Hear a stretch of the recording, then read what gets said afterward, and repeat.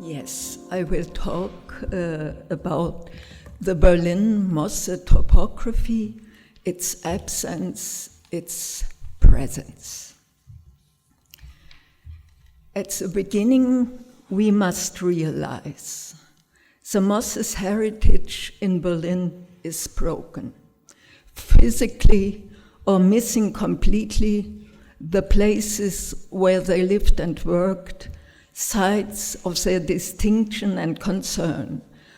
The Mosse Palais at Leipziger Platz, the villa of the Lachmann-Mosse family in Massenstraße, which was completely destroyed in the Second World War, the Mosse publishing house at the corner of Schützen-Jerusalemer Straße, the manor house in Schenkendorf, where George spent many days of his childhood, the Reform Synagogue in Johannisstraße, where, as we heard from Frank, where his father was especially engaged in the composition of a new liturgy. George visited the Jewish cemetery in Berlin-Weißensee, the tombs of his ancestors, his grandfather Rudolf Mosse, the founder of one of the press empires in Berlin, and his grandmother Emilie, the eminent benefactor and philanthropist, honored in 1909 with the Imperial Wilhelm Orden, exceptional for a Jewish woman at that time. The road of annihilation runs through the contemporary culture of Berlin. Daniel Liebeskind Roth, the architect of the Berlin Jewish Museum and one of the first speakers in the series of the Mosse-Lectures founded by Klaus Scherpe and George in 1997 at Humboldt University.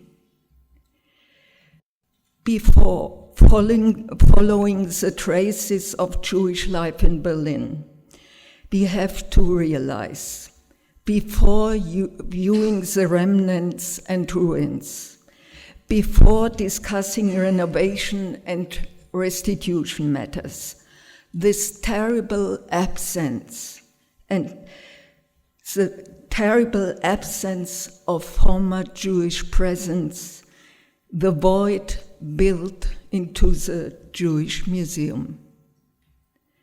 No way, as it is said, to make this absence visible, referring to the Jewish Bible. How then can we come to feel it?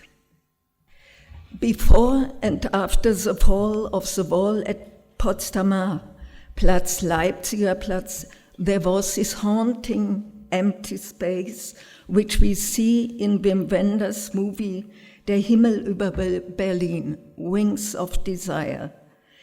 For a short moment in history, in 1990, there was this notion to preserve this void at the city center symbolically. The first building re-erected in this emptiness on the site of the prestigious Mosse Palais, Leipziger Platz 15, was an office center built by the American architect and step-nephew of George Mosse, Hans Strauch. He is in the audience, and if you have questions about the building, you can ask him, he told me. With allusions to the former architecture and the inscription Mosse Palais. As a sign of respect, the new owner, Hans Röder, gave a floor free of rent to the American Jewish Committee, the lonely house at the empty space of Leipziger Platz. The new Mosse Palais was soon to be surrounded and constricted by hotels and a shopping mall. This is the front a front view, we already saw it several times, of the Mosse Palais, the original chateau-like city residence decorated with an inscription, Die Erhebung des deutschen Geistes, Rise of the German Genius. Sorry, here we have it. Built in early 1880s and destroyed in an air raid in February 1945, demonstrating the wealth of the principal Rudolf Mosse, the economic ennoblement of the Jewish press baron. More a showpiece of representation, only partly used as a living space after the death of Rudolf Mosse in 1920. The Palais was the home of the Mosse art collection, now the object of the restitution initiative, as we will hear in the following talk. And there was also a library, the famous library of Erich Schmidt, the former rector of the Friedrich-Wilhelms-Universität, which Rudolf Mosse had bought from the family of the celebrated professor of Germanistic. It is worth noting that not only works of art, but also rare manuscript and collections of books in Jewish possession were looted and are still missing in the stacks of public libraries. Presently absent, as shown in the restitution project of the artist Maria Eichhorn. Here you see her installation. Under the name of Rose Vallon Institute, Maria Eichhorn presented this amazing tower of non-restituted books and other documents at the Documenta exhibition in Kassel 2017, an ongoing project which we presented again in the Berlin Mosse-Lecture last month. In the front yard of the Mosse Palais, a voluminous sculpture, August Gaul's Lying, gave a stately impression. You found it already in one of Sky's emails. Before visiting this restituted art object later on, take a look at this documentary photo of May 1945, showing the lion as a kind of hunting trophy of the Red Army.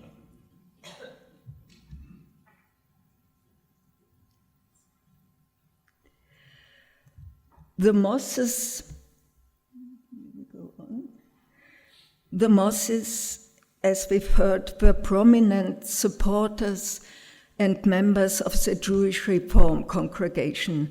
This photo shows the fallow ground between Oranienburger and Johannisstraße, where in 2016 archaeologists excavated the foundations wall of the synagogue, built in 1852 till 1853 and destroyed in the night of the pogrom, November 9, 1938.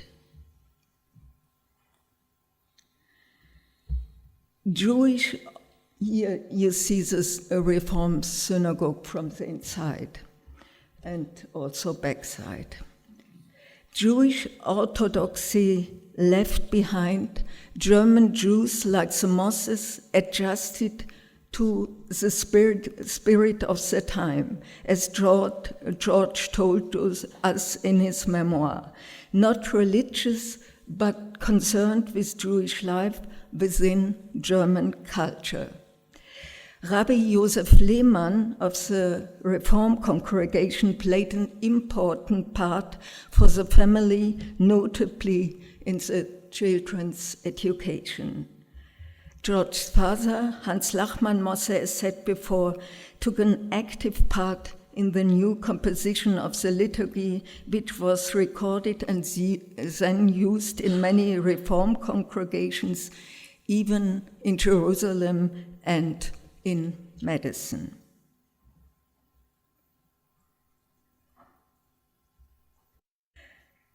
What remained after the annihilation of Jewish life in the community of Johannesstrasse?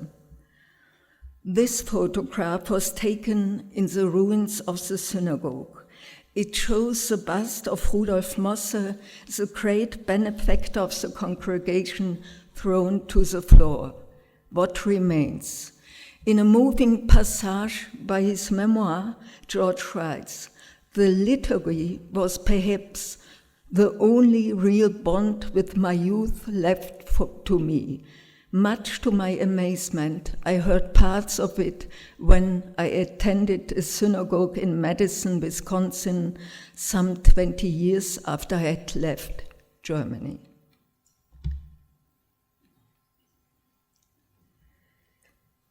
On German TV, there runs a series, Verlorene Orte, Lost Places.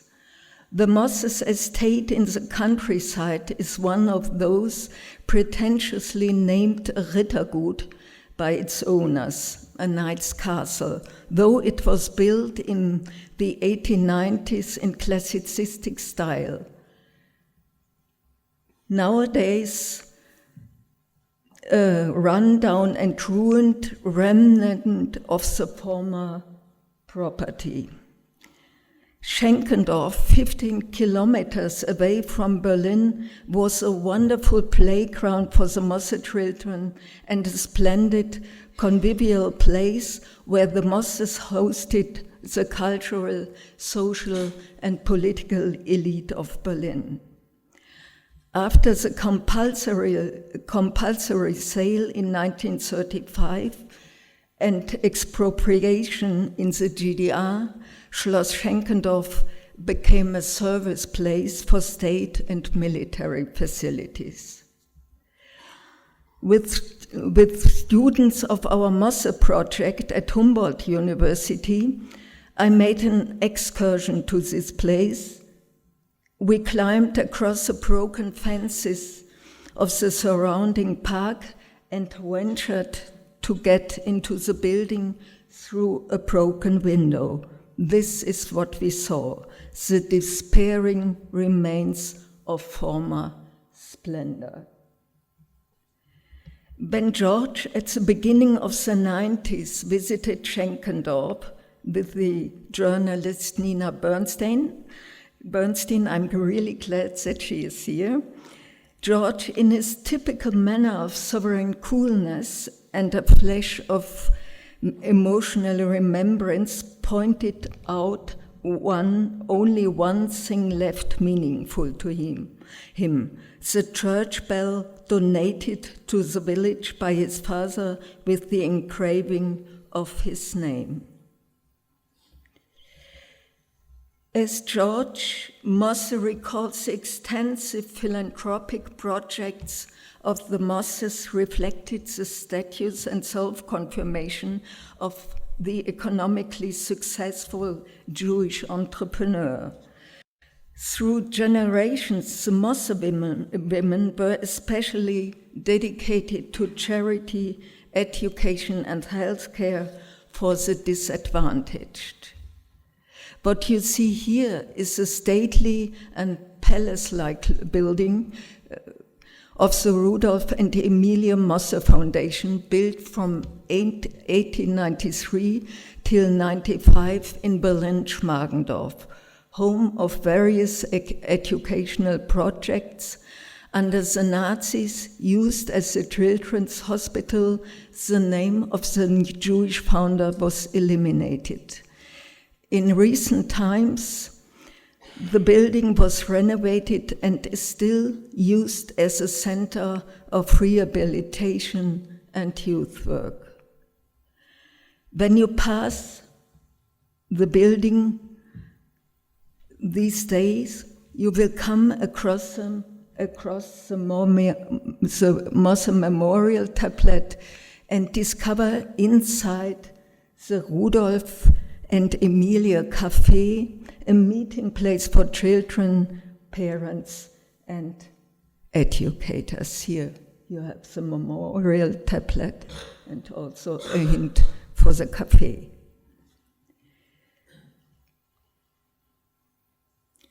The most recognized Mosse building in Berlin, an icon of architectural history in the emerging metropolis, was the Rudolf Mosse Publishing House, center of the press imperium with its flagship, the Berliner Tageblatt, as it is said, the German New York Times of the Weimar Republic. The press house was built from 19 to 1903 with an impressive Art Deco facade damaged during the Spartacus revolt of January 1990, when the editorial offices served as the headquarters of the insurgents.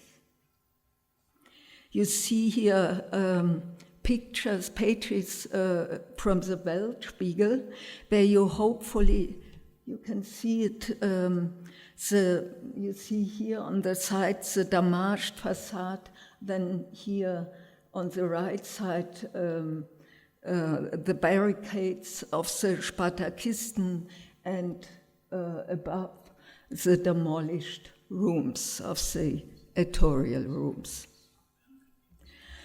The massive building complex was reconstructed and modernized from 1921 to 23 by the architect Erich Mendelssohn, a friend of the family.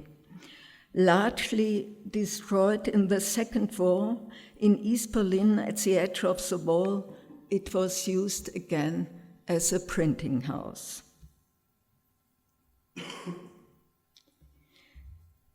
The new Mosse Center was opened in 1995 with Humboldt University's German department residing here.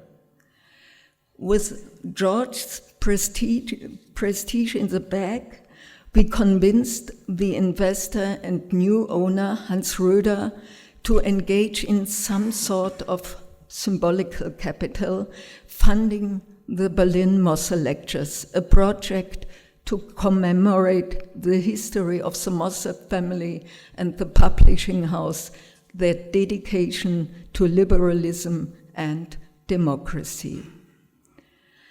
Up to the present day, more than 185 events have taken place with prominent speakers, scholars, politicians, artists, and writers from around the world, generously supported by the Mosse Foundation and its chairman, Roger Strauch. Thank you.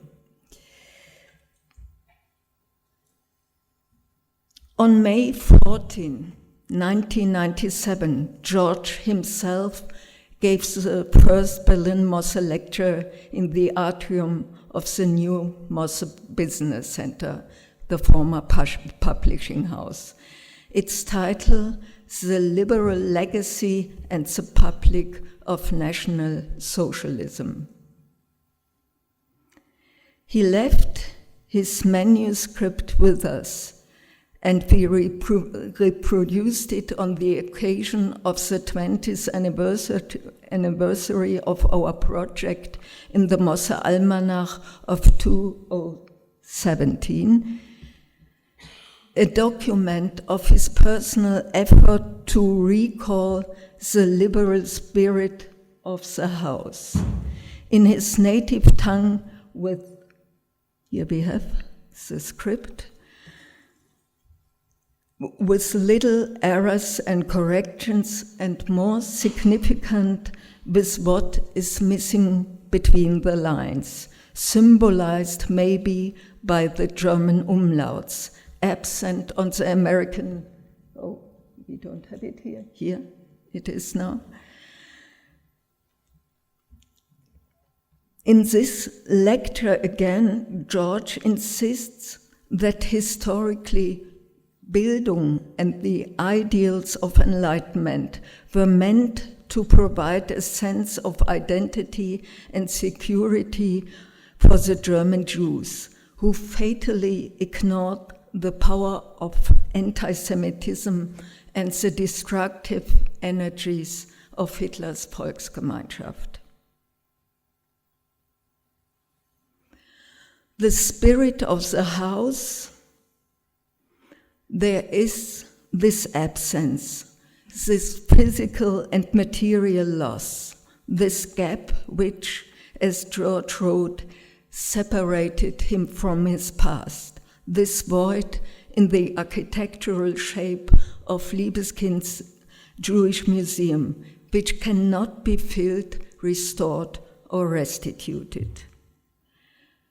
George's German writing on the American typewriter somehow made us feel that before reconstructing and claiming this heritage, we have to face this absence, this loss, which the Mosse family must have experienced in exile.